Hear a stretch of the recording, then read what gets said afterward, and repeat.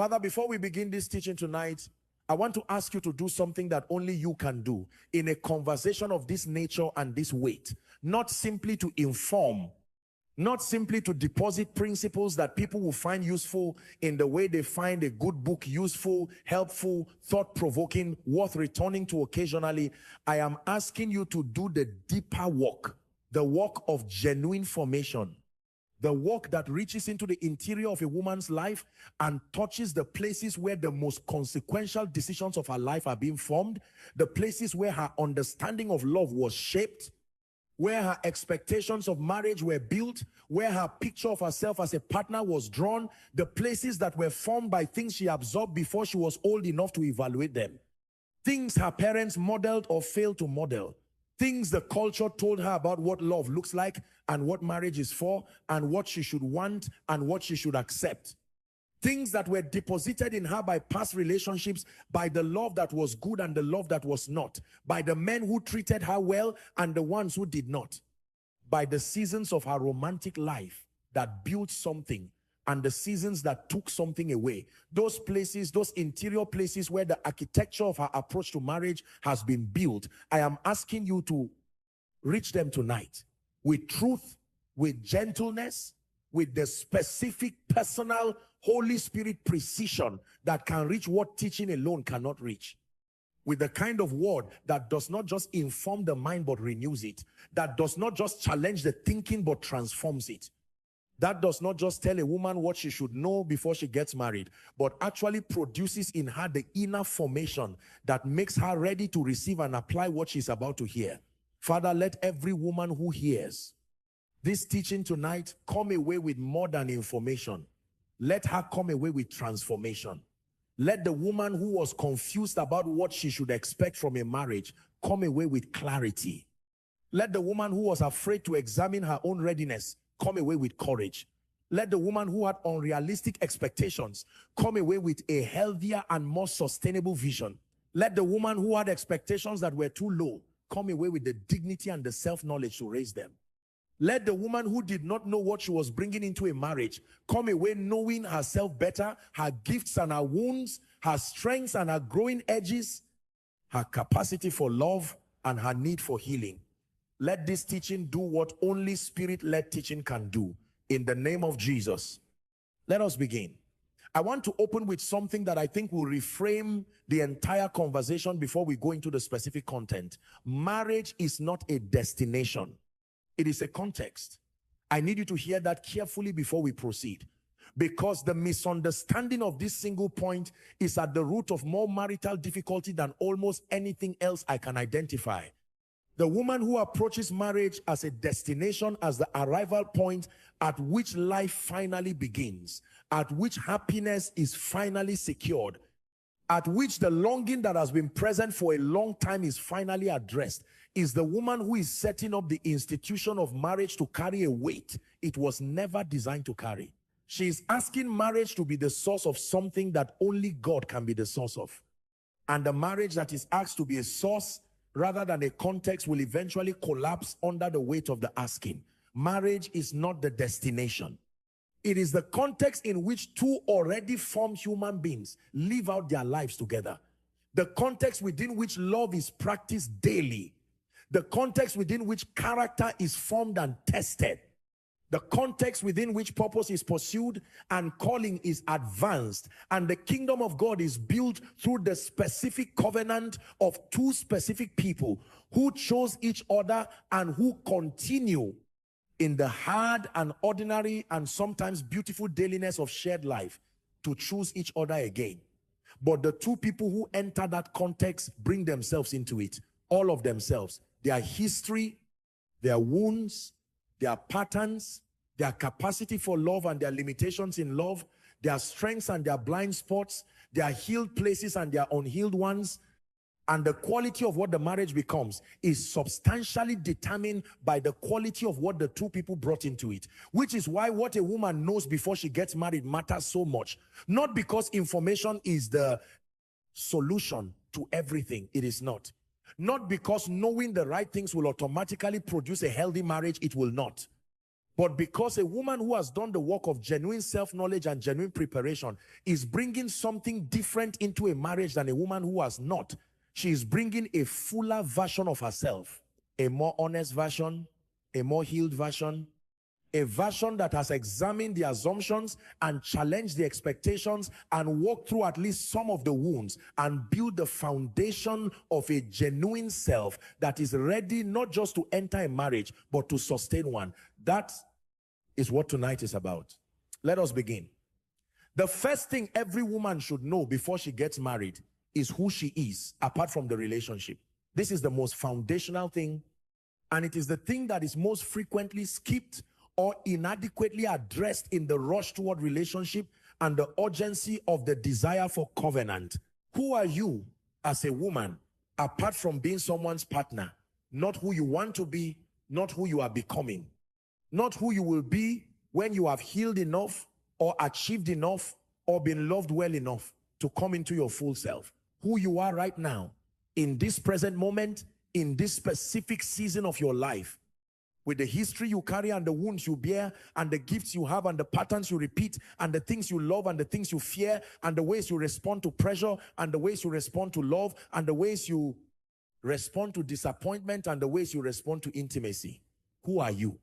This question is more difficult than it appears, because most people, and this is particularly true for women who have spent their formative years in a culture that defines feminine worth primarily through relational identity, have not fully separated themselves from the relational context long enough to examine who they are outside of it. They know who they are as a daughter, who they are as a friend, who they are as a colleague or a student or a community member. But who they are as a self, as a person whose identity is not primarily constituted by their relationship to others, but by their relationship to God and to their own interior life. That question has often been less fully explored. Stay with me.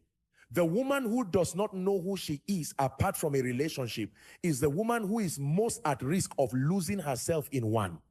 Because the entry into marriage creates a powerful gravitational pull, the pull of the other person's personality, the pull of their needs, the pull of the desire to be loved and accepted and chosen, that makes a woman willing to reshape herself to fit the shape of what the man seems to want. And if she does not have a clear, strong, grounded sense of who she is before she enters the marriage, she will find sometimes gradually, sometimes with shocking speed, that she has become a version of herself that was assembled in response to the relationship, rather than a version of herself that brought herself into the relationship. And then comes the moment, it always comes usually somewhere between the 2nd and 7th year of marriage, when she looks up from the daily business of being someone's wife and realizes that she does not know who she is anymore, that she cannot fully remember the woman she was before the marriage absorbed her. That somewhere in the process of becoming a wife and possibly a mother and the manager of a household and the partner of this specific person with his specific needs and his specific preferences, she disappeared. Not dramatically, gradually, one small self-abandonment at a time. Hear me on this. The prevention of this disappearance does not begin in the marriage. It begins before the marriage. It begins in the deliberate, courageous, sometimes uncomfortable work of self-knowledge that a woman does before she stands at the altar. The work of knowing what she values and what she believes and what she will not compromise and what brings her alive and what drains her and what her gifts are and what her wounds are and what she needs from a relationship and what she is capable of giving. The work of building a self that is solid enough to enter a marriage without dissolving into it. Are we together? How does a woman do this work? She begins by spending genuine time alone with herself, not the anxious aloneness of a woman who is waiting for the relationship to come and who experiences every day alone as a day of deficit. The intentional aloneness of a woman who is using the time to learn herself, who sits with her own thoughts and her own feelings and her own responses to life without the mediating presence of a relationship, who develops the capacity for genuine self-observation, watching her own patterns, noticing her own reactions, asking herself the honest questions about why she does what she does and wants what she wants and fears what she fears, she continues by examining her values. Not the values she has been told she should have, not the religious values that were deposited by her upbringing or the cultural values that were absorbed by osmosis. The values she actually holds, the ones that she would maintain under pressure, the ones that she would choose in a moment of genuine cost, the ones that when she's most honest with herself in the quietest part of the night, she knows are genuinely hers. Because the values that a woman brings into a marriage are not simply beliefs that she holds. They are the operating principles that will govern her decisions through every significant moment of the married life. And a woman who does not know her own values before she marries is a woman who does not know how she will behave under pressure, which is to say a woman who does not know herself. Stay with me. She continues by examining her patterns in relationship, the ways she has loved and the ways she has been loved.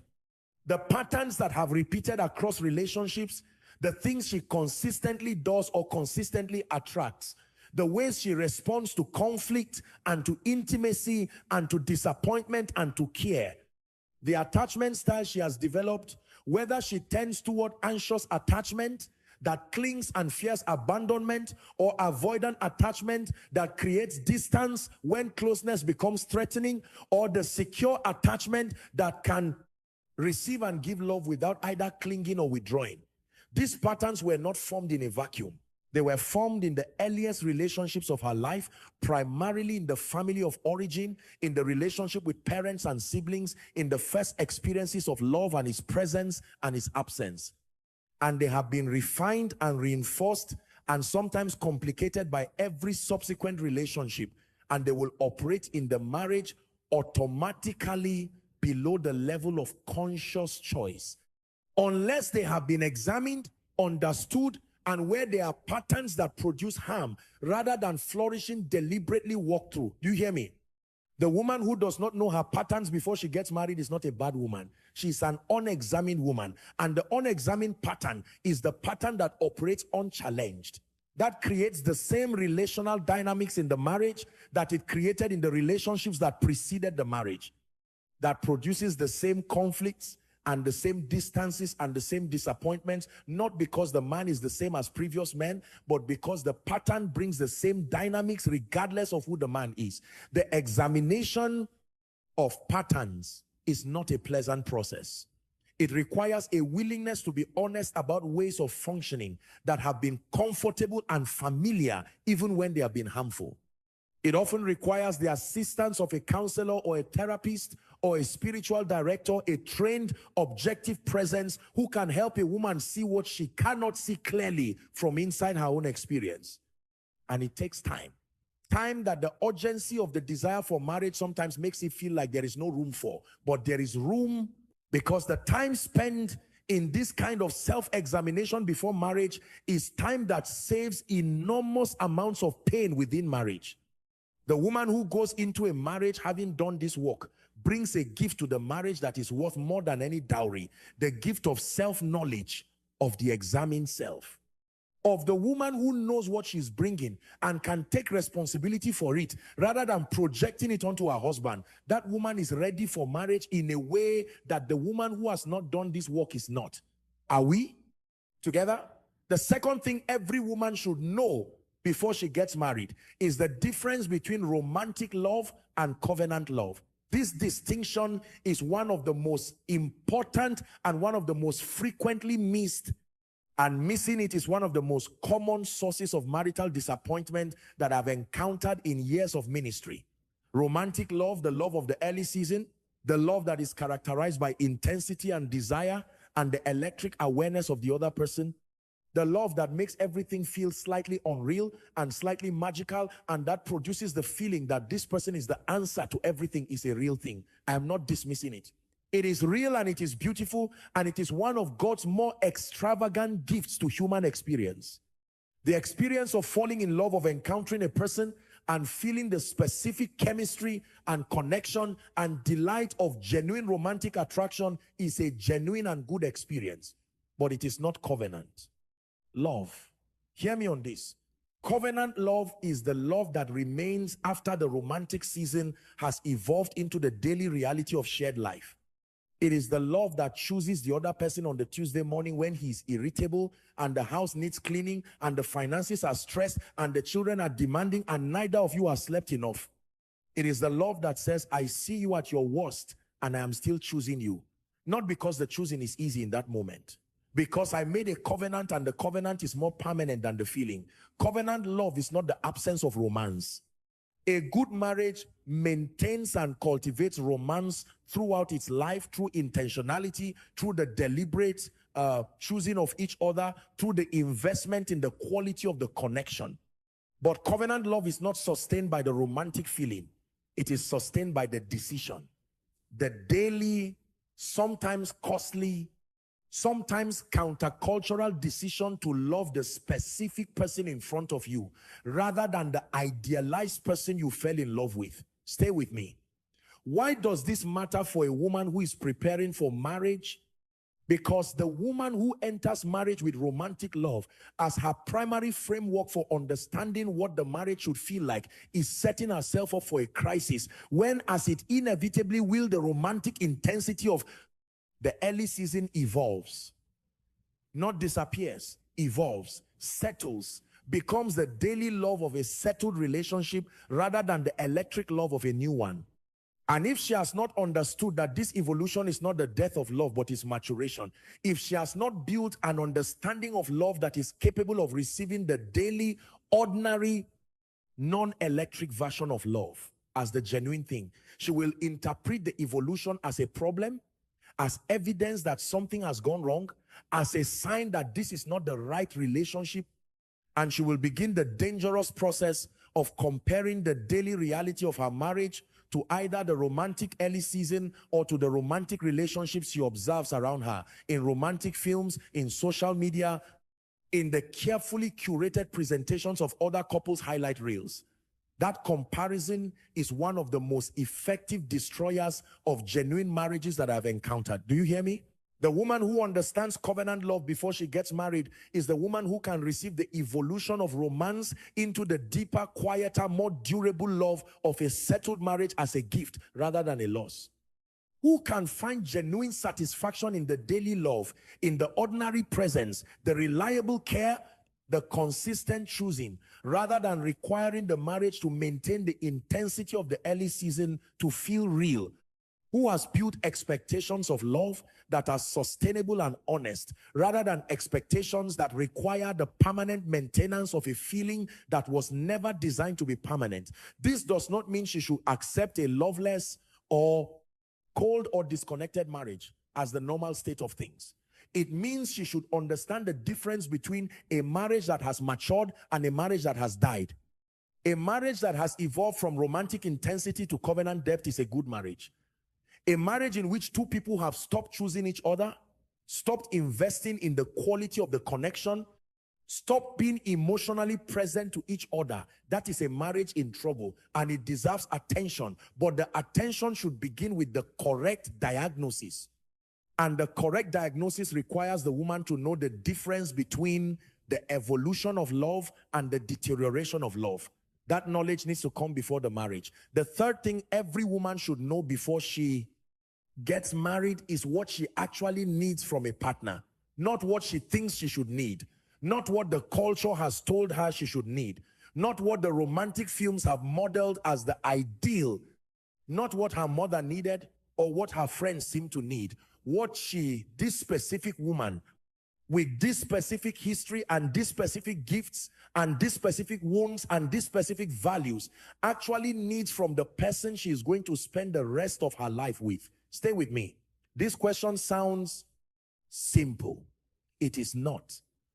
Because most women and most people in general approach the question of what they need from a partner through a filter of what they have been conditioned to think they should want. The culture tells women they should want a man who is handsome and successful and charming. The church tells women they should want a man who is godly and spiritually mature. The family tells women they should want a man who is financially stable and comes from a good family. The romantic tradition tells women they should want a man who pursues them with intensity and makes them feel chosen and desired. All of these things may be good, but none of them is necessarily what this specific woman needs. Do you hear me? What a woman needs from a partner is determined by who she is, by the specific architecture of her personality and her history and her gifts and her wounds. A highly analytical woman who processes internally may need a partner who gives her space to think, rather than a partner who fills every silence with words. A deeply relational woman who processes externally may need a partner who is willing to talk and to be emotionally present in conversation. A woman who carries deep wounds around abandonment may need a partner who demonstrates consistency and reliability over time, rather than intensity in the early season. A woman who is highly ambitious in her calling may need a partner who actively champions her gifts rather than one who merely tolerates them. These needs are not weaknesses. They are the honest requirements of a specific person for the conditions in which she will flourish in a marriage. And a woman who knows what she needs is a woman who can evaluate a potential partner with the right criteria, who is not dazzled by the culturally desirable qualities that have nothing to do with what she specifically needs, who is not so relieved to be chosen that she accepts the choosing without examining whether the person who is choosing her is actually equipped to give her what she needs. Are we together? There is a caution that needs to be issued here, and I want to issue it clearly because the caution is as important as the encouragement. Knowing what you need is not the same as demanding perfection. The woman who has worked out with great precision exactly what she needs from a partner and who applies that list with the rigidity of a checklist, who disqualifies anyone who does not tick every box, who mistakes preferences for requirements, who confuses the genuine needs of her interior life with the culturally conditioned desires that are actually wants rather than needs. That woman will remain unmarried indefinitely or will marry someone she has convinced herself checks all the boxes and discover post-marriage that the checklist was measuring the wrong things. The distinction between genuine needs and preferences matters. And making that distinction requires the kind of self-knowledge we discussed in the first point, the deep, honest, ongoing examination of what is actually essential for your flourishing in a relationship as opposed to what would simply be nice to have. Genuine needs tend to be relatively few and relatively specific. They tend to be connected to the core architecture of a person's personality and history. A woman who grew up in a chaotic and unpredictable household may genuinely need a partner who is consistent and stable. This is a need connected to her formation and her wound, and it will affect the quality of her experience in the marriage in a fundamental way. A woman who is deeply extroverted and relationally driven may genuinely need a partner who is willing to be emotionally present and connected, not because she cannot survive with a more introverted partner, but because the chronic experience of emotional unavailability in the person she lives with will slowly drain the life from the relationship. Preferences are different.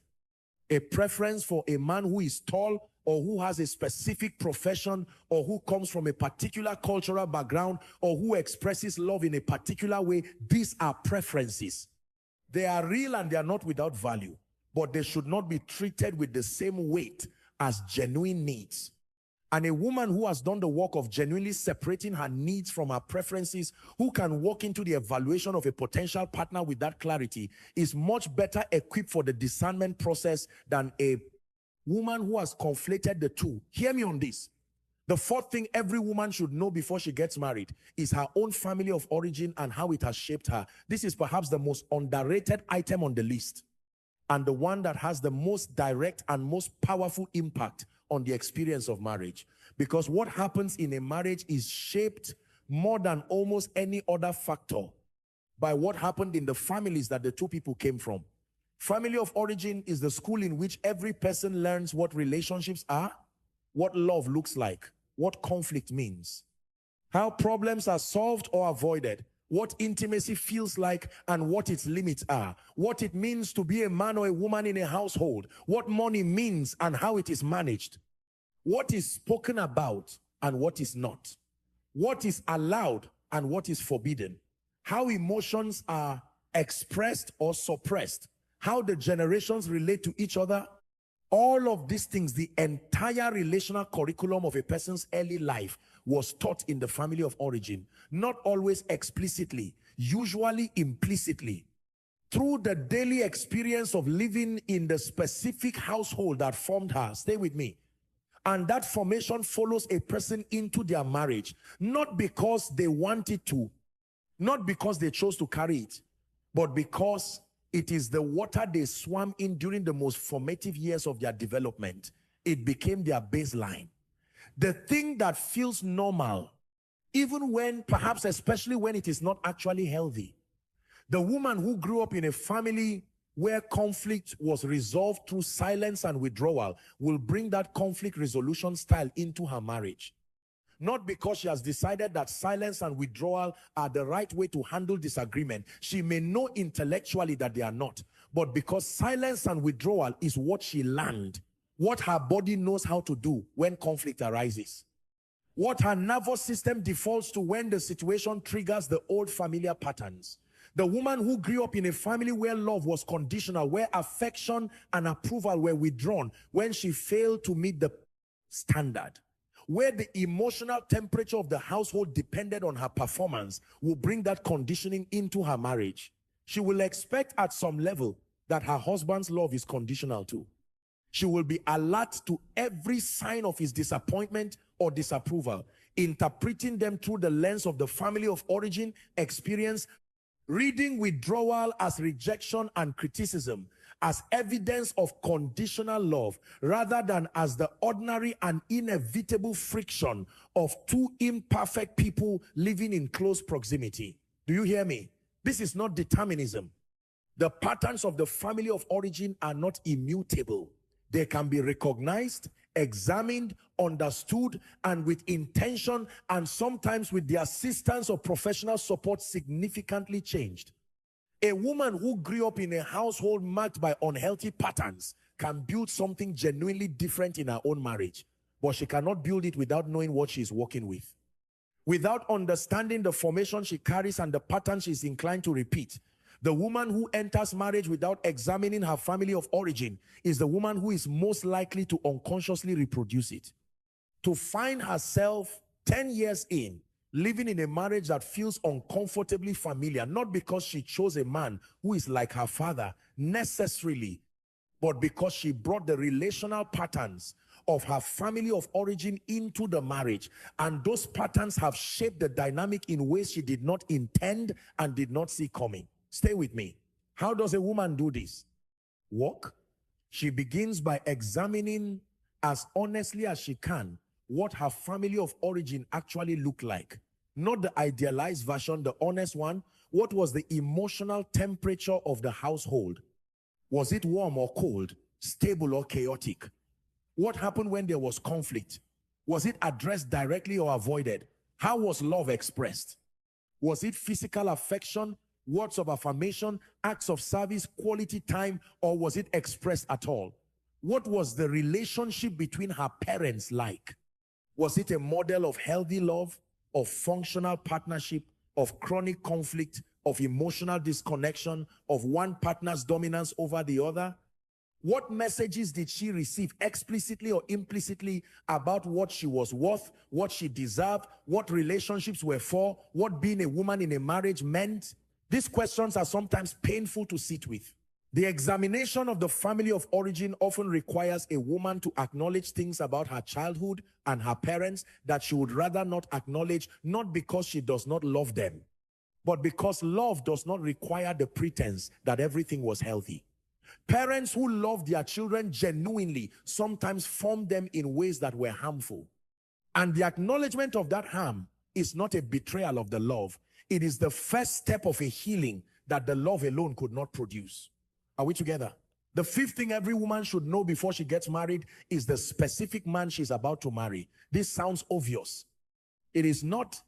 What I mean is not that she should know his name and his profession and his family background and whether he attends church regularly. What I mean is that she should know him, the actual person, not the best foot forward person that people present in the early season of a relationship, not the person he is. when the romance is active and the incentive to be impressive is high, but the ordinary, daily, pressure-tested, conflict-revealing, genuinely himself person, that is the one she will actually be married to. Hear me on this. One of the most common sources of post-marriage shock is the discovery that the person a woman married is not quite the person she thought she was marrying. Not necessarily because the man was being deliberately deceptive, though sometimes that is the case. More often because the courtship created conditions that did not fully reveal the person. Because people are naturally on their best behavior in the early season. Because the desire to be chosen and the desire to be impressive and the desire to maintain the romantic connection naturally suppress the less appealing dimensions of character, because the pressures and the circumstances and the responsibilities that reveal character had not yet fully applied themselves. Stay with me. So how does a woman come to know the actual man rather than the courting version? She observes him under pressure. Not just in the romantic moments and the special occasions, but in the ordinary moments. How does he behave when things go wrong? When the traffic is terrible and the evening has not gone as planned? When the service at the restaurant is poor and the food is not what was expected? When a professional setback occurs and the disappointment is real? When an argument arises between them and the conflict is genuine? How does he behave under pressure toward her, toward others, toward the situations that test the patience and reveal the character? She observes how he treats people who can do nothing for him. The waiter, the cleaner, the junior colleague, the stranger who needs help, the person who has made a mistake. How he treats the people from whom he has nothing to gain is one of the most reliable indicators of who he actually is. More reliable than how he treats her in the early season, when every interaction is shaped by the desire to be chosen. Do you hear me?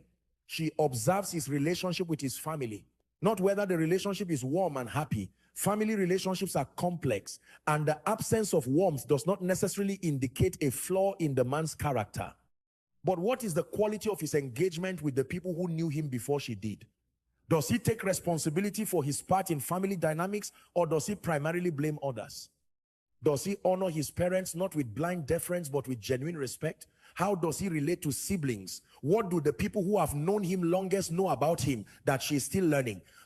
She observes his relationship with money, not whether he has a lot of money or a little, but how he relates to the money he has. Is he financially responsible? Does he manage his finances with wisdom and discipline, or with impulsivity and avoidance? Is he generous or is he stingy? Is he honest about his financial situation, or does he present a picture that is more flattering than accurate? How he manages money now in the pre-marriage season is very likely how he will manage it in the marriage, because money patterns are deep. They are connected to core beliefs about security and worth and trust, and they rarely change without specific, deliberate, sustained work. Stay with me. She observes his relationship with God, not the performance of religion, but the genuine orientation of his spirit. Is he a man who genuinely seeks God, or a man who attends church and presents the markers of Christian faith without the substance of genuine spiritual life? Is he a man who is growing in his relationship with God, who is being genuinely formed by the word and the spirit into greater maturity and greater Christ-likeness? Or is he a man whose spiritual life is static, whose engagement with God is primarily social or cultural, rather than deeply personal and genuinely transformative? This is important not because only perfect Christians make good husbands. Clearly, that is not the standard. But because a man's relationship with God is the most reliable indicator of the kind of man he will be in the long term. The man who is genuinely submitted to God, who takes his accountability to God seriously, who allows the word to challenge and form him, who is genuinely humble before the God who sees what no one else sees, is a man whose formation is in the hands of the most reliable shaper available. And the man who has no genuine relationship with God has no external accountability beyond his own preferences and his own conscience, which may be sufficient or may not. Are we together? She observes how he handles disagreement with her specifically. Does he listen when she expresses a different perspective, or does he dismiss her view? Does he take her concerns seriously, or does he minimize them? When she's upset or hurt by something he has done, does he receive her expression of hurt with genuine care and a willingness to understand, or does he respond defensively and make her experience of what's the problem rather than the thing that caused it? The way a man handles conflict and disagreement in the courtship season is the way he will handle it in the marriage, with some variation for the increased intimacy and vulnerability of the married relationship, but fundamentally the same. She should also observe, and this is one of the most important observations, whether he tells the truth, not just about the big things, the small things, the daily ordinary situations where the temptation to adjust the truth for comfort or convenience or impression management presents itself. A man who is honest in the small things can be trusted with the large things. A man who shades the truth in small ways to manage your impression of him will shade the truth in larger ways when the stakes are higher. Hear me on this. The sixth thing every woman should know before she gets married is what marriage actually requires of her, not what marriage gives her, what it requires of her. Because one of the most significant sources of marital disappointment is the entry into marriage with an awareness of what marriage is supposed to provide and a relative unawareness of what marriage demands of the person who enters. Marriage requires the capacity for genuine vulnerability, not the performance of vulnerability, not the sharing of just enough of the interior life to create intimacy without the risk of genuine exposure. The actual vulnerability, the willingness to be known, fully known, known in the places that are not presentable, known in the places of wound and failure and insecurity and need, and to remain in the presence of the person who knows you. The willingness to let someone see the real you and to trust that the seeing will not result in the withdrawing. To love and to be loved, not as the best version of yourself, but as the actual self. Stay with me. This is genuinely difficult for most people, because genuine vulnerability requires genuine trust, and genuine trust requires genuine safety, and the development of genuine safety in a relationship requires time and experience and the accumulation of evidence that the other person can be trusted with what is being shown. So vulnerability is not something that should be manufactured prematurely. The person who is fully transparent in the first 3 months of a relationship before trust has been established is not demonstrating healthy vulnerability. They are demonstrating poor boundaries. Genuine vulnerability develops gradually as safety is established, as trust is built through consistent and honest engagement over time. But it must be able to develop. The woman who cannot become genuinely vulnerable in a relationship, who always maintains a protective distance, who manages what she shows and what she conceals with careful consistency, is not capable of the level of intimacy that a genuine marriage requires. And if this is the case, it is information worth having before the marriage. Information that should prompt the question, what is preventing the vulnerability? What wound or what fear is creating the protective distance? And what work needs to be done before she can bring a genuine self to the genuine intimacy that marriage will require? Are we together? Marriage requires the capacity for genuine conflict resolution, not conflict avoidance resolution, because conflict is not the enemy of a healthy marriage. Conflict is the inevitable product of two different people living in close proximity, making decisions together about the full range of life, bringing their different histories and their different perspectives and their different needs into the same shared space. Conflict happens in every marriage, every single one. The marriages that last are not the marriages where conflict never occurs. They are the marriages where conflict is managed well, where the two people have developed the capacity to disagree without contempt, to express hurt without attack, to hear each other's experience without defensiveness, to walk toward resolution rather than toward winning, and to repair the connection after the rupture of conflict through genuine acknowledgement and genuine care. These capacities are not automatic. They are skills, and they need to be developed often in the context of the relationship itself, because conflict skills are best developed in the process of actual conflict navigation.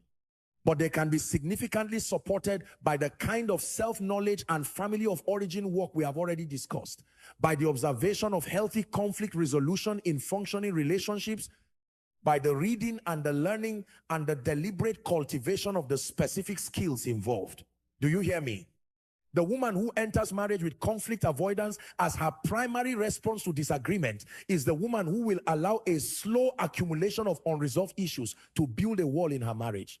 One small avoidance at a time, one unexpressed hurt at a time, one need not spoken at a time, until the wall is high enough that the distance between the two people is significant and the connection has been substantially eroded. And by the time the wall is visible enough to be named as a problem, the reconstruction of the connection requires much more work than the early addressing of the small conflicts would have required.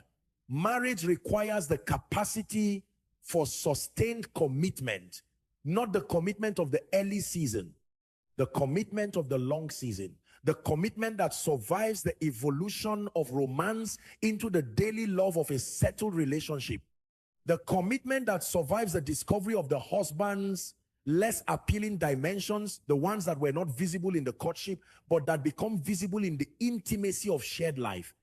The commitment that survives the seasons of external pressure, the financial stress, the parenting demands, the career challenges, the health crisis, the family of origin complications that every marriage eventually faces. The commitment that is not conditional on the marriage always feeling good or always being easy or always producing the emotional rewards that made the entry into the marriage feel worth it. This commitment is different from the romantic commitment of the early season. Romantic commitment is sustained by the feeling. Covenant commitment is sustained by the decision. And the development of the capacity for sustained covenant commitment, the capacity to choose again and again the person you are married to, even when the choosing is difficult, is one of the most important forms of formation that a woman can undergo before she marries. Stay with me. How is this capacity developed? In part through the observation and the examination of the commitment she has already made and honored in friendships, in work, in her relationship with God. A woman who has a track record of honoring her commitments, even when they become costly, has evidence that she possesses the capacity for covenant commitment. A woman who has a pattern of withdrawing from commitments when they become difficult has evidence that this capacity needs further development before she enters the most significant commitment of her life. Marriage requires the capacity for genuine forgiveness. Not the forgiveness that says, I am not angry about this anymore because enough time has passed. The forgiveness that releases the debt, that genuinely cancels the record of the offense, that does not resurrect what was forgiven as ammunition in future conflicts. That does not maintain the posture of the wronged party after the forgiveness has been extended. That does not use the history of past wrongs as a lever for present compliance. This kind of forgiveness is rare and it is hard. It is hard because genuine forgiveness requires genuine acknowledgement of genuine wrong. It requires the person who was hurt to look honestly at what was done and to feel the full weight of the hurt before releasing it. The forgiveness that skips the honest acknowledgement of the hurt is not genuine forgiveness, it is suppression, which will eventually express itself in ways that the suppressed hurt always eventually expresses. Are we together? But genuine forgiveness is essential to the health of a long marriage, because in a long marriage, wrongs will be committed by both parties. Hurt will be inflicted, disappointments will accumulate, failures of love will occur. And the marriage that cannot genuinely forgive, that holds the record of every wrong, that resurfaces the history of past failures at every new moment of conflict, is a marriage that is slowly being strangled by the weight of unforgiven history. The woman who enters marriage with a practiced capacity for genuine forgiveness, who has been forgiven in the relationships that preceded the marriage, who has extended the grace of genuine release to the people who have wronged her, is bringing a gift to the marriage that is extraordinarily valuable. And the woman who enters marriage unable to forgive, who holds grudges, who maintains emotional ledgers, who uses the history of past wrongs as ongoing leverage is entering with a deficit that will shape the quality of the marital experience from the inside. The seventh thing every woman should know before she gets married is the difference between readiness and perfection. I want to address this specifically because the teaching on preparation for marriage can easily produce one of two unhealthy responses. The first is the response of the woman who hears all of this and thinks, well, since I am not perfect and my family of origin was not perfect and my patterns are not fully worked through and my self-knowledge is still developing and I have not yet fully resolved all the things that need to be resolved, I am not ready for marriage and I should not enter one until I am. This is the response of perfectionism. And perfectionism is not a form of readiness, it is a form of fear. Hear me on this. No one is ever fully ready for marriage. Not in the sense of having completed all the work of formation and healing and self-knowledge that ideally precedes the marriage. Because some of that work can only be done in the marriage. The intimacy of married life reveals things that the pre-marriage season could not reveal. The daily contact with another imperfect person produces challenges that the courtship season, for all its value, does not fully anticipate. Marriage is itself a school, the most rigorous and the most formative school most people will ever attend. And the curriculum of that school requires the student to be in the school, not to have completed it before enrolling. So readiness for marriage is not the achievement of a complete and fully formed self. It is the development of sufficient self-knowledge, sufficient capacity for genuine relationship, sufficient commitment to growth and to the other person to enter the school of marriage with the foundation required to learn what the school will teach. It is the development of enough self-awareness to see what you are bringing, enough humility to acknowledge what you still need to work on, enough commitment to keep working on it within the marriage, enough love for the person you are marrying to want to do that work for the sake of the relationship. Stay with me. The second unhealthy response is the opposite.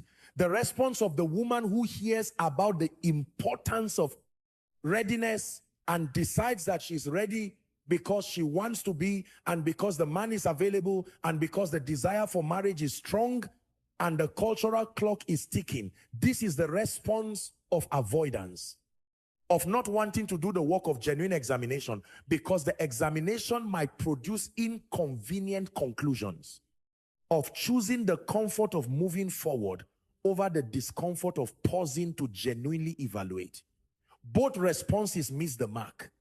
The mark is this genuine, honest, humble, ongoing engagement with the work of preparation, not the perfectionist demand for a complete self before marriage. The honest and ongoing engagement with self-knowledge and formation that produces a person who enters marriage with open eyes, who knows what she's bringing, who knows what she still needs to work on, who is committed to growing rather than arriving, and who has done enough of the work to have the foundation required for the school of marriage to be productive rather than catastrophic. Are we together? The eighth thing every woman should know before she gets married is what she believes about marriage, not what she has been told to believe, not the theological position she has inherited from her tradition. What she actually believes in the deep interior place where the operative beliefs live, the ones that will govern her behavior in the marriage regardless of what the theology states. What do you believe marriage is for? This question matters more than it might appear, because what a person believes marriage is for determines what they are trying to do in the marriage. And if what she believes marriage is for is fundamentally different from what her husband believes marriage is for, if they have not surfaced and examined and worked toward alignment on the foundational purpose of the institution, when they are entering together, they will be trying to build two different things in the same space. And the collision of those two different building projects will be the source of a persistent, confusing, difficult to diagnose tension in the marriage. Do you hear me? Some women believe at a deep operative level that marriage is primarily for the provision of emotional needs, that the right marriage will produce the emotional fullness and the relational satisfaction and the felt sense of being loved and accepted and chosen that she has been longing for.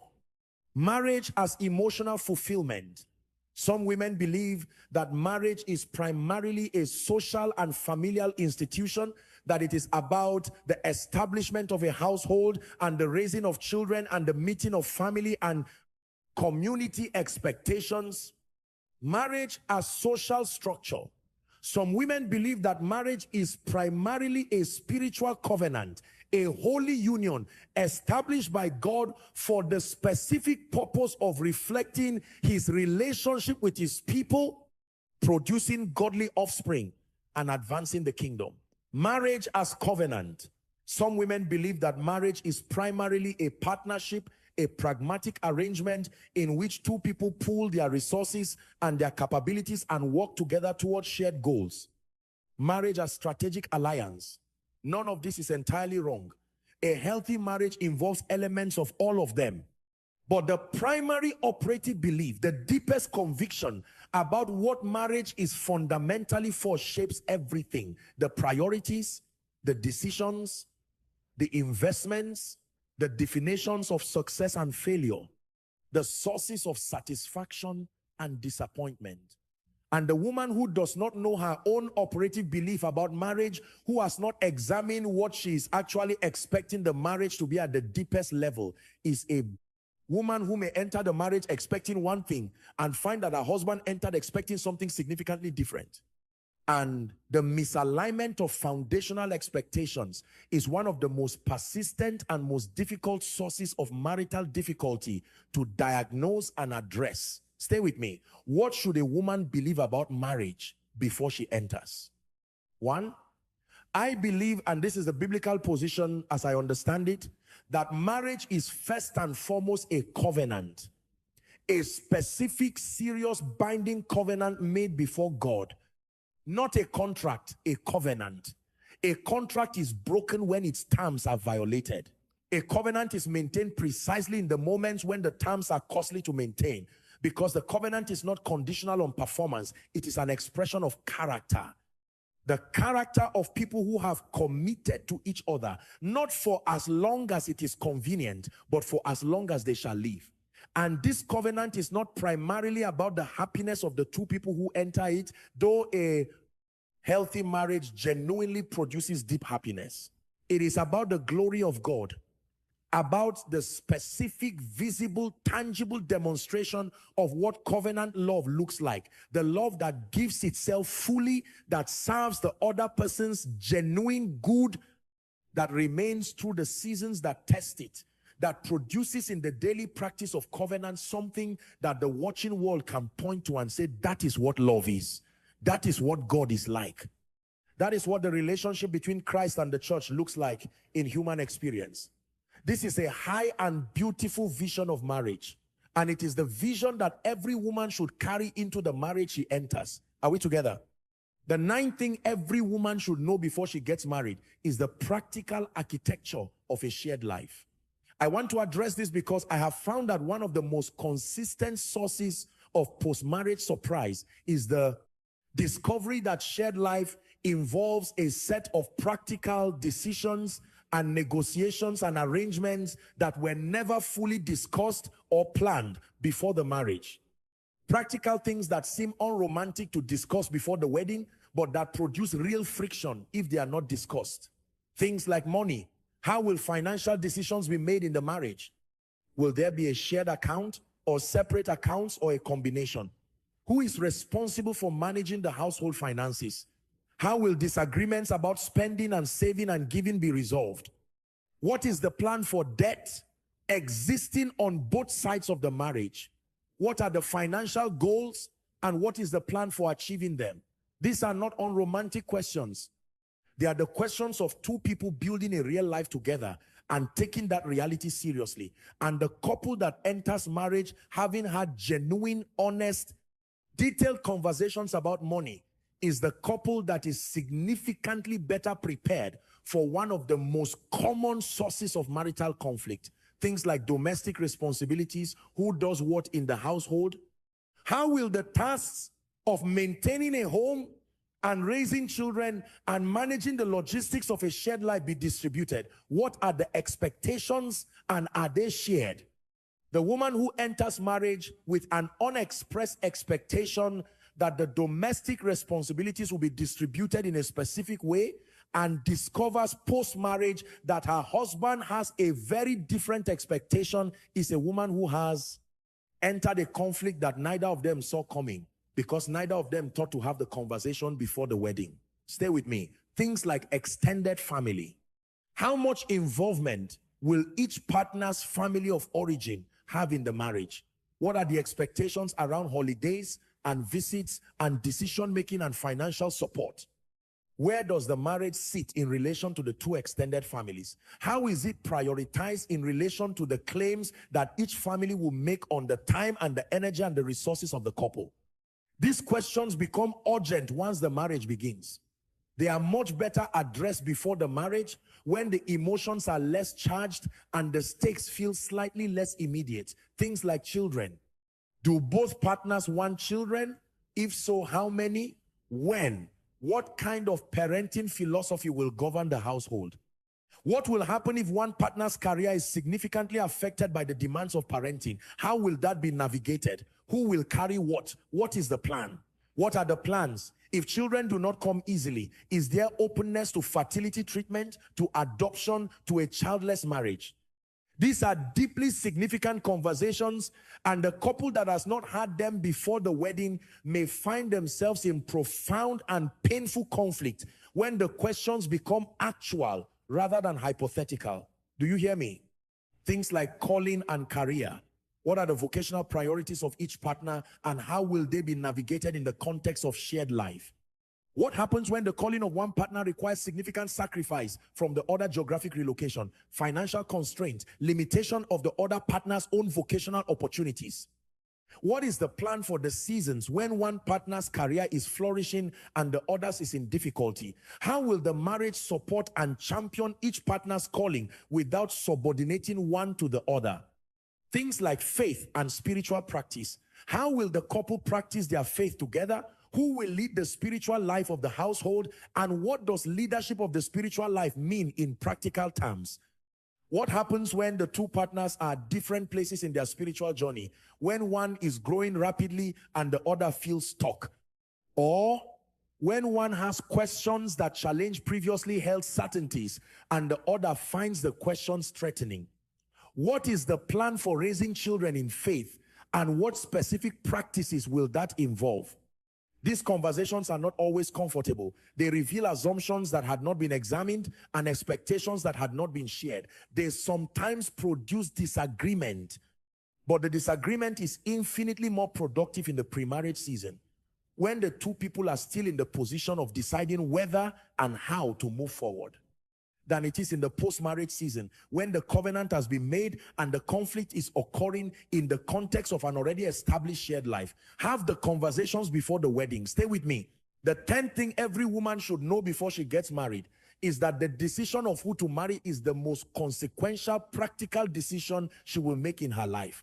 I do not say this to create anxiety. I say to produce the appropriate level of seriousness with which this decision deserves to be approached. The person you marry will influence directly and indirectly, consciously and unconsciously, almost every other significant dimension of your life: your emotional well-being, your financial trajectory, your spiritual growth or stagnation, your professional opportunities or constraints, the quality of your parenting and the formation of your children, the nature of your relationship with your own family of origin and with his, the geographic location of your life, the social community that surrounds you, the daily texture of your experience, what it feels like to wake up in the morning and to go to sleep at night, what the emotional atmosphere of your home is, what you laugh about and what you worry about, and who you become in the daily practice of being this specific person's wife. Hear me on this. This is not to say that the wrong marriage is irreversible. God redeems and transforms and works in difficult situations in ways that produce outcomes better than the natural trajectory of the situation would have suggested. And this is not to say that the right marriage is a guarantee of a perfect life. No marriage is perfect, and every marriage will require work and grace and the sustained choosing of each other through seasons that are genuinely hard. but it is to say that the decision deserves its full weight. It deserves the time required for genuine knowledge of the person.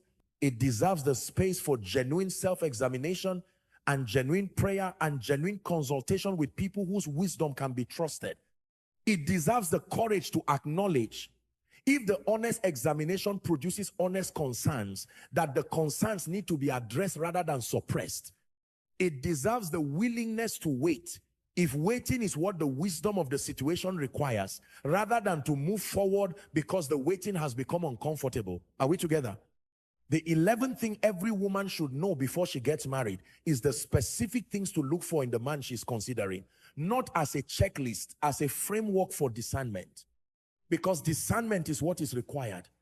Not the mechanical application of a list of criteria, but the genuine, spirit-guided, self-aware, wisdom-informed process of evaluating whether this specific man is the right person for this specific woman at this specific moment. What is she looking for? She's looking for genuine character, not the performance of character, the actual thing, the evidence over time, under pressure, in the ordinary moments, that this man is who he presents himself to be. That his integrity is consistent rather than situational. That he is honest even when honesty is inconvenient. That he keeps his word even when keeping it is costly. That he treats people well even when there is nothing to be gained from the treating. That the man others see when she's not in the room is the man she has come to know when she is. She's looking for genuine care. Not the grand gestures of the romantic season, the evidence in the daily and ordinary moments that he genuinely cares about her well-being, that he notices when she's struggling, that he takes her concerns seriously rather than dismissing them, that he invests in the quality of the connection rather than taking it for granted, that he is genuinely interested in her, who she is, what she thinks, what she cares about, what she struggles with, and not simply in the version of her that is most pleasant and most convenient. Do you hear me? She's looking for genuine maturity, not age maturity. The capacity to manage his own emotional life without requiring her to manage it for him. The willingness to take responsibility for his own failures and mistakes rather than deflecting blame. The ability to defer immediate gratification for longer term goals, financially, relationally, spiritually. The humility to recognize his own limitations and to seek the resources he needs to grow beyond them. The emotional regulation that allows him to navigate difficulty and disappointment and conflict without becoming destructive. She is looking for genuine compatibility, not the agreement on everything. Genuine compatibility does not require identical personalities or identical preferences or identical approaches to every dimension of life. It requires sufficient alignment on the things that matter most, on values, on the vision for the marriage, on the faith commitments, on the fundamental orientation of the life, that the differences, which will be real and which will sometimes be a genuine source of tension and navigable, that the two people can genuinely build something together because they are building toward the same things. Stay with me. She's looking for genuine spiritual alignment, not the performance of religion. The genuine alignment of two spirits that are both oriented toward God, that are both committed to growing in their relationship with God, that are both willing to be formed and challenged and held accountable by the word and the spirit. Not identically. Every person's spiritual journey is personal, and the journey of two people in a marriage will not proceed at exactly the same pace, in exactly the same direction at every point, but fundamentally aligned. Fundamentally in the same direction, both moving toward God rather than one moving toward and the other moving away. She's looking for genuine attraction, not the primary thing but a real thing. The physical and emotional attraction that makes the prospect of the daily intimacy of a shared life genuinely appealing rather than something to be endured. Attraction is not sufficient. It is not the foundation of marriage, and it is not the sustaining force of marriage, but it is real and it matters, and the absence of it should not be dismissed. The woman who enters a marriage without genuine attraction to the man she is marrying, who has convinced herself that the attraction will develop or that it does not matter because all the other things are right, is setting herself up for a specific kind of marital difficulty that could have been anticipated and addressed before the wedding. Are we together? The 12th thing every woman should know before she gets married is about the role that prayer and spiritual discernment play in the decision to marry. This is the dimension that all the other preparation ultimately feeds into. Because marriage is a spiritual decision. It is a covenant made before God. And the God before whom it is made has something to say about it, has been involved in the formation of both people, has purposes for the union, has a perspective on whether this specific union serves those purposes that exceeds the perspective available to either of the two human beings considering it. Hear me on this. The woman who brings the decision of marriage to God genuinely brings it, not performatively brings it, while already having decided and simply asking for confirmation, is the woman who has access to a wisdom about the decision that no human counselor or friend or family member can provide. The woman who prays, not just prayers of petition, Lord, let this work out, but prayers of surrender, Lord, let your will be done. Whether your will is what I am hoping for or not, is the woman who has given God genuine access to the decision, rather than simply asking him to bless a decision she has already made. What does this look like practically? It looks like genuine time in prayer about the relationship, not rushed, not perfunctory, but genuine sustained conversation with God about this specific man and this specific decision. Bringing the relationship to God at its beginning and at every significant stage, asking him specifically, Lord, is this the person you have prepared for me? And then listening, not just listening for the answer. She wants to hear listening for any answer, including the answers that are inconvenient, including the unease that sometimes arises in prayer about something that looks good on every external measure, including the peace that sometimes arises in prayer about something that is not perfect by every external measure. Stay with me. It looks like the wise and trustworthy counsel of people who know her, who know the man, and who have the spiritual maturity to offer perspectives that she might not be able to see from inside the relationship. Not the counsel of everyone, not the opinions of every friend and family member, which will be varied and sometimes conflicting. The counsel of a small number of people whose wisdom she respects, whose character she trusts, whose investment in her genuine well-being is established, and whose perspective on the relationship and the man she takes seriously enough to actually consider, even when it challenges what she's hoping to hear. It looks like the reading of the word specifically and personally, bringing the word to the decision and allowing the word to speak. Not the proof texting that finds the verse, that confirms what she already wants to do. The genuine engagement with the full counsel of scripture about marriage, about love, about wisdom, about the kind of man the word commends and the warning signs the word identifies. Do you hear me? It looks like attentiveness to the evidence of the Spirit's work in both of them, the evidence that the relationship is producing genuine spiritual fruit, that both of them are growing in their relationship with God through the relationship with each other, that the connection is producing love, joy, peace, patience, kindness, goodness, faithfulness, gentleness, self-control, the fruit of the Spirit, rather than anxiety, confusion, compromise, spiritual stagnation, or the consistent presence of the kind of darkness that the Spirit does not inhabit. The 13th thing every woman should know before she gets married is about green flags, red flags, and the difficult middle ground of orange flags. We talk a great deal about red flags in contemporary conversation, about relationships, the clear warning signs that a relationship or a person is not healthy. And the awareness of red flags is genuinely valuable. A woman who knows the red flags and takes them seriously, who does not dismiss them or explain them away because the relationship is otherwise appealing, is a woman who is protecting herself from the specific harm that the red flags signal. But I want to address three categories rather than one, because the binary of green flags and red flags misses the more complex and more common middle ground, the orange flags, the things that are not clearly fine and not clearly disqualifying. The things that require attention, conversation, and ongoing observation rather than either acceptance or rejection. Let us talk about the red flags first. The clear red flags, the things that should prompt serious reconsideration, regardless of every other positive quality the man possesses, include consistent dishonesty. Not the occasional moment of impression management that every imperfect human being engages in.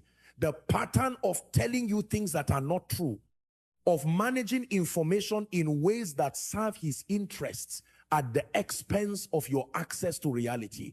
Dishonesty is a foundational issue because the entire enterprise of marriage is built on trust, and trust requires honesty. Not the honesty of perfection, the honesty of a person who tells the truth even when it is uncomfortable. The man who cannot offer that before the marriage will not offer it more easily within it. Stay with me. Any form of violence or aggression, physical, verbal, emotional, is an absolute red flag. Not a warning that something needs to be worked on, a disqualification. A man who hits, who threatens, who uses fear as a tool of control, who verbally degrades or emotionally manipulates that man is not safe to marry. The pattern of violence and control does not improve with the covenant of marriage. Research consistently shows that it worsens. And the woman who enters a marriage with a violent or abusive man, believing that the love of the marriage will change what the love of the courtship did not change, is placing herself in a situation of genuine and escalating danger. Chronic substance abuse, alcohol, drugs, or any substance that has become the primary mechanism for managing the emotional demands of life is a serious red flag. Not because addiction means the person is irredeemable. With genuine help and genuine commitment to recovery, many people have overcome addiction. But because marriage to a person who is actively in the grip of addiction is marriage to a situation in which the substance is, in a real and practical sense, the primary relationship, in which the unpredictability and the demands and the damage of the addiction will shape the daily experience of the marriage in ways that are deeply difficult. Do you hear me? A fundamental unwillingness to take responsibility for failures and mistakes. The man who always has an explanation for his behavior that locates the fault outside himself, who never genuinely acknowledges wrong without immediately qualifying the acknowledgement with a description of what caused the wrong, is a serious flag. Because marriage requires the regular, genuine acknowledgement of failure and the genuine work of repair. And the man who cannot acknowledge his failures before the marriage will not develop that capacity after it.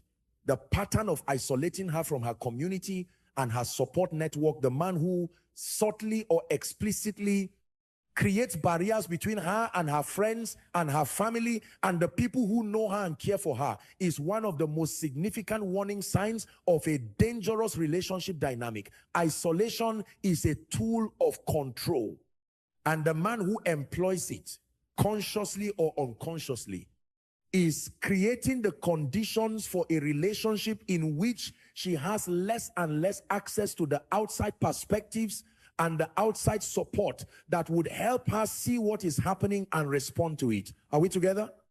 Now the green flags, the things that should genuinely encourage and affirm the direction of the relationship. Consistent honesty over time. The man who tells the truth in the small things as a matter of character, who brings difficult information to her directly rather than managing it to control her reaction, who is transparent about his life in ways that invite genuine knowledge rather than manage impression. This is a genuine green flag.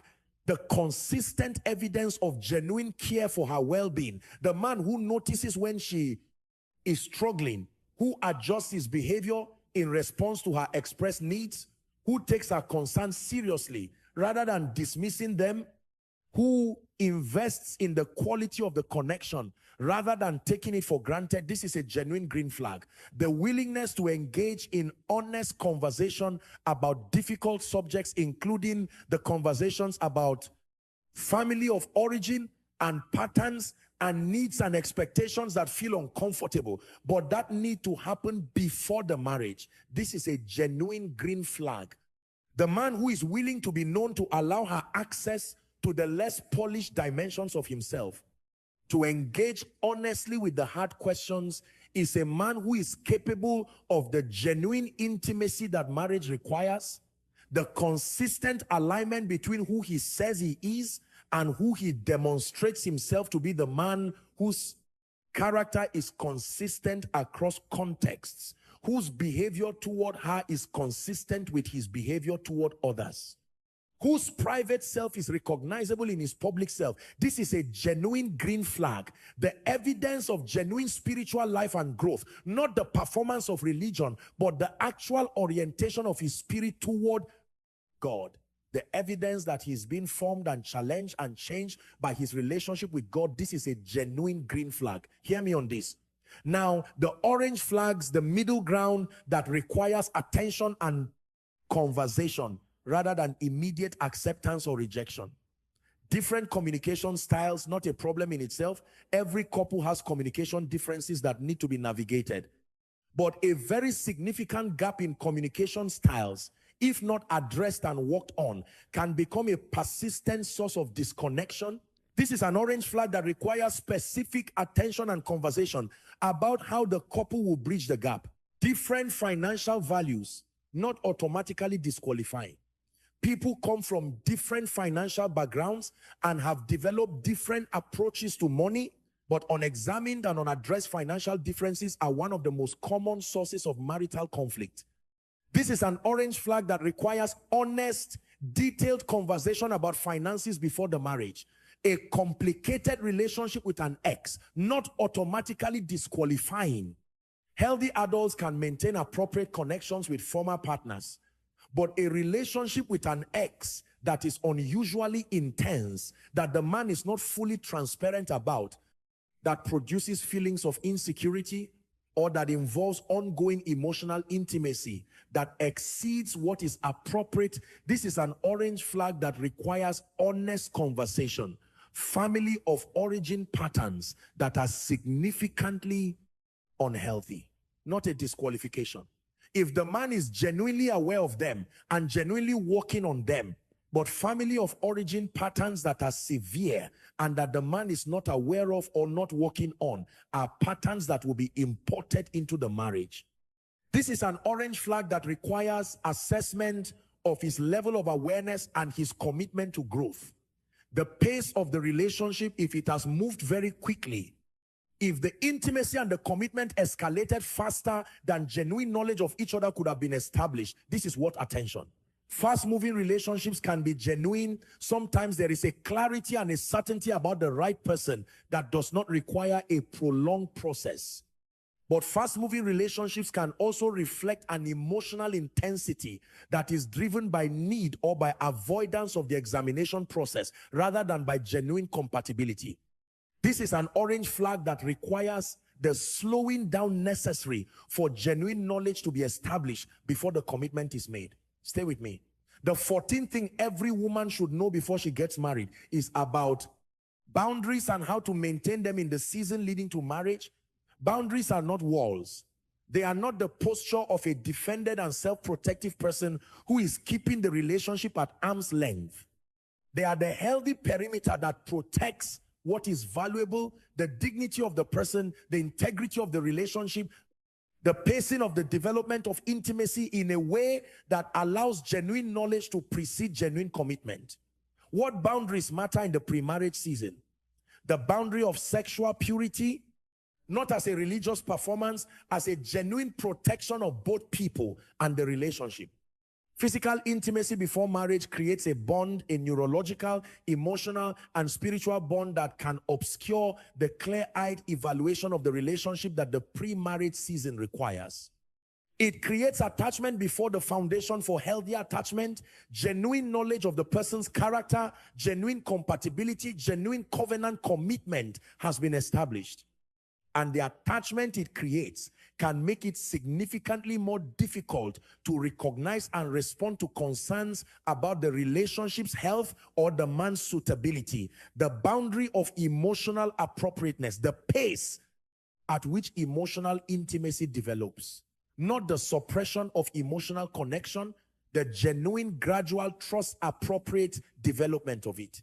Not full emotional disclosure before trust has been established, not the rapid escalation to emotional intensity that is more driven by the need to feel close than by the actual development of genuine knowledge of each other. Do you hear me? The boundary of genuine individuality, the maintenance of her own life, her own relationships, her own interests and pursuits and investments alongside the relationship. The relationship that absorbs all of a person's social energy and fills all of their time and gradually squeezes out the friendships and the pursuits and the personal investments that constitute an individual life is a relationship that is moving too fast, or that has an unhealthy dynamic of fusion that should be examined before the marriage. The boundary of appropriate pace, the willingness to slow down when the examination process requires more time, to not let the urgency of the desire for the relationship to work out override the need for genuine knowledge and genuine certainty before the commitment is made. These boundaries serve the relationship. They protect the quality of what is being built.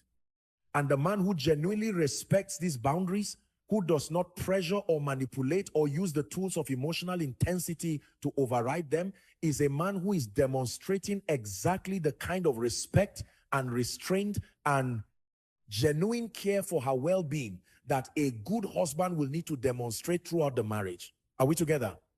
The 15th thing every woman should know before she gets married is that marriage is hard. Not sometimes hard.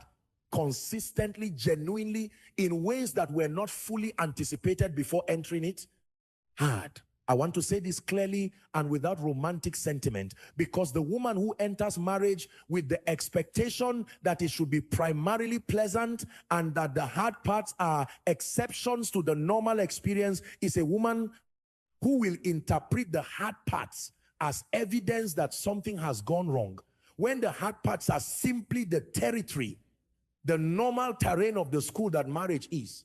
Marriage is hard because it brings two different, imperfect, wounded, complex human beings into the most intimate proximity that human life allows, and asks them to sustain that proximity through decades of changing circumstances, changing seasons, changing versions of themselves, and the full weight of every external pressure that the world and life and time will bring against the relationship. Hear me on this. Marriage is hard because genuine love, the covenant love that a marriage requires, is not a feeling. It is a daily practice. The daily practice of choosing the other person even when the choosing is costly. Of serving the other person's genuine good even when serving your own is the more natural impulse. Of telling the truth even when the truth is uncomfortable. Of receiving truth even when your defensiveness would rather reject it. Of forgiving when the grievance is genuine and the hurt is real, and the natural response would be to hold the record.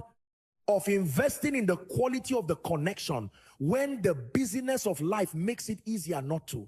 This practice, the daily practice of covenant love, does not come naturally to imperfect human beings. It is learned slowly, sometimes painfully, in the school of the marriage itself, through the conflicts and the repairs, the seasons of closeness and the seasons of distance, the moments of genuine connection and the moments of genuine disconnection. The times the love is easy and the times it is not. Stay with me. The woman who knows this before she marries is not a pessimist. She is a realist who is preparing herself for the actual experience of the institution she is entering, rather than for the romanticized version that the culture presents. And the realist who is prepared for difficulty is significantly better equipped to navigate it when it arrives than the idealist who expected something else. Knowing that marriage is hard does not make the hard seasons feel good. But it does mean that the hard seasons do not feel like evidence that the marriage is broken. That the difficulty of loving another imperfect person in the daily and ordinary moments of a shared life is not interpreted as a sign that the wrong choice was made. That the work required to sustain a good marriage is received as the normal investment in something genuinely valuable, rather than as an unexpected and unwelcome burden. Do you hear me? And knowing that marriage is hard does not mean the marriage is not worth it. A good marriage is among the most profound and most beautiful and most formative human experiences available. The depth of genuine intimacy, the experience of being fully known and genuinely loved, of building something together over the long arc of a shared life, of growing alongside another person, through the full range of what life brings. That depth of experience is not available anywhere else in the same way. It is worth the difficulty. It is worth the work. It is worth the years of learning and growing, and sometimes failing and repairing that a long and good marriage requires. But it is worth it only if both people are going in with eyes open, with honest knowledge of what they are entering, with the preparation that the institution deserves and that the partner deserves, with the self-knowledge and the self-development and the genuine readiness, not the perfect readiness, the genuine readiness of two people who are choosing each other in full knowledge of the choice they are making. That is what this entire teaching has been about. Stay with me. Let me now speak to some of the specific questions that women most commonly bring to the subject of preparation for marriage. Questions that I want to address directly and practically before we close. The first question is about timing. How long should a couple know each other before getting married? There is no single correct answer to this question. Couples who have known each other for 2 years and are not ready for marriage. Couples who have known each other for 8 months and have done the work of genuine examination and are ready. The length of the courtship is not the measure of its quality. The quality of the courtship, the depth of the knowledge developed, the honesty of the conversations had, the genuineness of the examination process is the measure. That said, the work of genuine knowledge requires time and the pressure to move quickly, the urgency of the desire for the relationship, the cultural clock that some women feel pressing on them, the impatience of the romantic feeling that does not want to wait. That pressure tends to work against the development of genuine knowledge. The person who was presented in the early season is always the best foot forward version. The fuller picture requires more time, more situations, more pressure, more ordinary days, more honest conversations. A general principle, and it is a principle, not a rule, is that the couple should know each other well enough to have a clear picture of the character and the patterns and the values and the vision of the other person before making the covenant commitment. And developing that picture genuinely through the full range of contexts and conversations and situations that reveal a person typically requires at minimum 18 months to 2 years of genuine engagement. Not every relationship will need that long. Some will need more. But the pressure to move significantly faster than that deserves examination. Are we together? The second question is about counseling. Should every couple have premarital counseling? Yes, unequivocally. Not because premarital counseling resolves all problems. It does not, and not because the failure to have premarital counseling guarantees a difficult marriage. It does not. But because premarital counseling creates the space for the specific conversations that the romantic context of the courtship tends not to create. It surfaces assumptions that had not been examined. It identifies areas of significant difference that needed to be addressed before the marriage rather than discovered after it. It provides tools, communication tools, conflict resolution tools, the tools of genuine self-examination that will be needed throughout the marriage, and it establishes the practice of seeking help, the practice of acknowledging when you need resources beyond your own capacity and being willing to seek them. That is one of the most important practices in a healthy marriage. The couple who cannot or will not go to premarital counseling because it feels unnecessary or because it seems to suggest that the relationship is not strong enough to proceed without it has misunderstood the purpose of counseling. Premarital counseling is not for troubled relationships. It is for relationships that want to be as healthy as possible. The couple that goes to premarital counseling is demonstrating exactly the commitment to the quality of the marriage that a healthy marriage requires. Do you hear me? The third question is about what to do with genuine concerns. What does a woman do when she has real concerns about the relationship, but everything else seems fine? She takes the concerns seriously, not automatically as disqualifying concerns, but as concerns that deserve genuine examination and genuine conversation before the marriage proceeds. A concern that is consistently present, that persists, despite the passage of time and the positive developments in the relationship and the reassurances offered, is a concern that deserves to be heard rather than suppressed. The inner voice that consistently flags something as a problem is a voice worth listening to. Not the voice of fear, which speaks to the unfamiliarity of what is new and the anxiety of what is vulnerable, but the voice of genuine discernment, which speaks to something in the person or the relationship that has not yet been resolved. Stay with me. The question to ask about a persistent concern is this: if this concern were addressed, would the relationship be right for me? If the answer is yes, if the concern is specific and addressable and the addressing of it would resolve the issue, then the question is whether the man is willing to engage honestly with the concern and genuinely walk toward its resolution. A man who dismisses her concerns, who makes her feel unreasonable for having them, who refuses to engage with them honestly, that response to the concern is itself a significant piece of information about who he is and how he will respond to her concerns within the marriage. If the concern is not specific and addressable, if it is the persistent, undeniable sense that something fundamental is not right, that the person is not who she needs, that the covenant she's been asked to enter is not the covenant she should enter, then the concern deserves to be honored, even when honoring it is painful and costly and countercultural. The fourth question is about what the Bible says about women and submission in marriage. And I want to address this because it is a subject that causes significant confusion, and because the confusion itself is a source of preparation failure. Ephesians 5 is the most extensive New Testament teaching on the husband-wife relationship. And the passage is often quoted selectively. The instruction to wives to submit to their husbands is quoted as the governing principle, while the instruction to husbands to love their wives as Christ loved the church is treated as secondary or supplementary. Hear me on this. The passage begins in verse 21 with an instruction to all believers to submit to one another out of reverence for Christ. The mutual submission of all believers to each other is the foundation from which the specific instructions for husbands and wives are drawn. The wife's submission to her husband and the husband's love for his wife are both expressions of this foundational mutual submission. Not two different and unrelated instructions, but two specific applications of the same principle. And the instruction to husbands to love their wives as Christ loved the church is the most demanding instruction in the passage.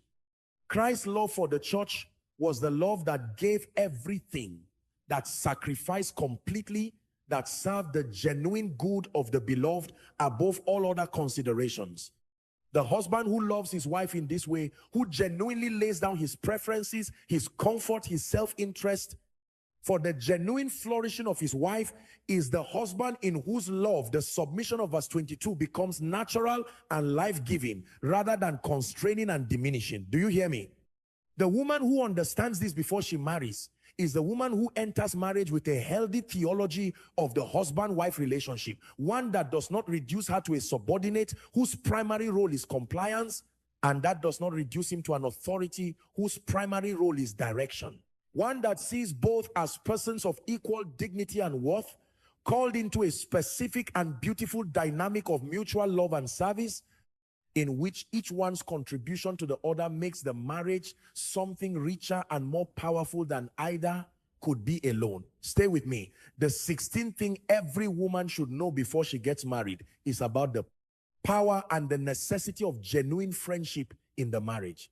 The marriages that last, that not only endure but genuinely flourish over the long arc of a shared life, are almost universally characterized by genuine friendship between the partners. Not only romantic love, not only covenant commitment, not only shared purpose and shared history, genuine friendship. The kind in which the two people actually like each other, actually enjoy each other's company, actually laugh together and are curious about each other and find genuine delight in the other person's presence and conversation. This is not a small thing. It is the sustainable engine of the marriage. Because the romantic feeling evolves. The children grow up. The professional intensity of the middle years gives way to the spaciousness of later life.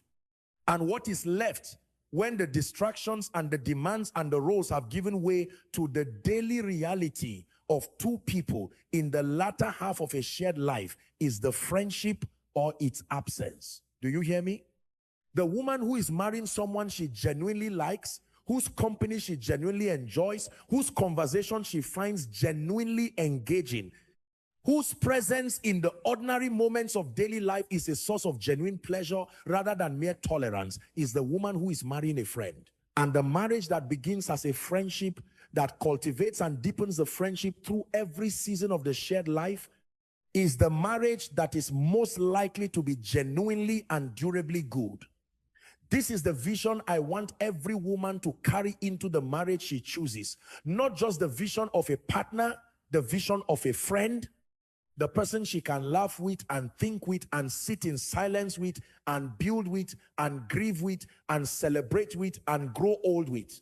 The person whose company 60 years from now, she still finds genuinely good. Are we together?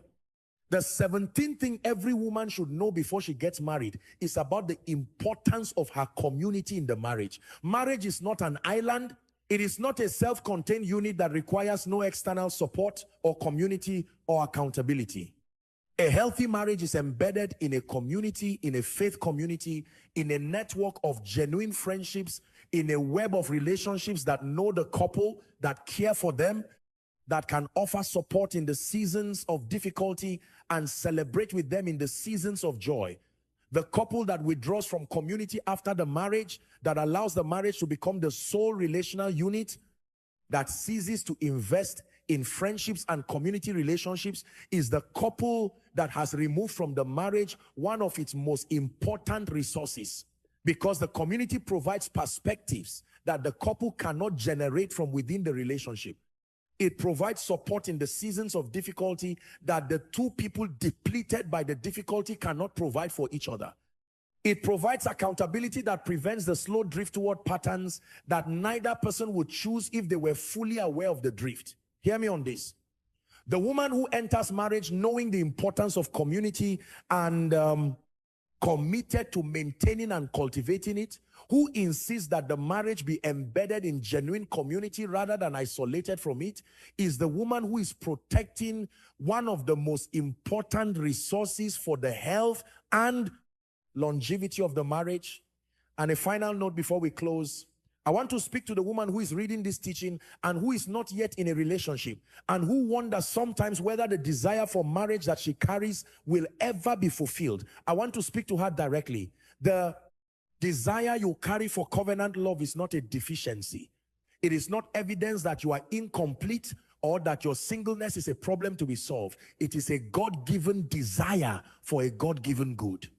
And the God who placed the desire in you is the God who knows whether and when and with whom the desire will be fulfilled. The most valuable thing you can do with the season of singleness, whatever its length, is not to manage the desire or to suppress it or to perform contentment that is not genuine. It is to invest in the formation that the desire deserves, to do the work of self-knowledge, to develop the capacity for genuine relationship, to build a life that is full and purposeful and deeply rooted in God, a life that can welcome a partner when the partner comes from a place of genuine fullness rather than genuine need. The woman who is genuinely well, genuinely formed, genuinely at peace, genuinely living her life in the fullness of her calling is not only the woman who is most ready for marriage when it comes. She is also in a mystery that God understands better than any of us do. The woman who is most visible to the man God has prepared for her, not because she has performed readiness, because she is genuinely there. Be genuinely there. Do the work of genuine formation. Love God with your whole heart. Know yourself honestly and work on what needs to be worked on. Build a life that is genuinely good, not as preparation for marriage, as the full expression of who you are. And trust the God who holds your story with the care of the one who knows every detail of it and who is working in every detail toward outcomes that are good. He is faithful. He has been faithful through every season that preceded this one. and he will be faithful through every season that follows, in the name of Jesus.